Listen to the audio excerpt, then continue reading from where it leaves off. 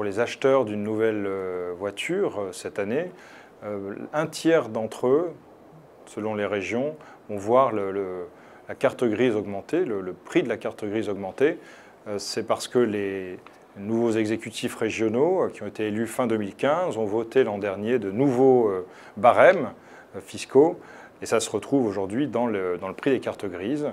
On a donc un tiers des régions où cela augmente, parfois significativement, puisque en région Bourgogne-Franche-Comté, ça va jusqu'à 41% d'augmentation. Le prix du cheval fiscal, qui est vraiment l'indicateur pour cette fiscalité, varie maintenant de 30 à 51 euros par cheval fiscal. Donc c'est quand même un écart important et c'est lié à des choix politiques des présidents de région. Il y en a 5 où la carte grise n'augmente pas. Ça correspond souvent à des présidents de droite qui ont été élus sur des promesses de stabilité de l'impôt, voire de la baisse de l'impôt. Donc ça, c'est un premier positionnement.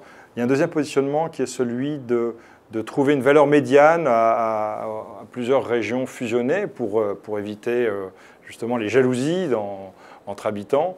Et enfin, il y a une autre catégorie qui est plutôt à gauche, en Bourgogne-Franche-Comté, mais aussi en Bretagne, aussi dans le centre Val-de-Loire, où là, le président assume une hausse qui peut être forte en expliquant que ce sont les finances régionales qui sont en danger. Parfois aussi, c'est la volonté un peu de taxer les énergies qui ne sont pas propres.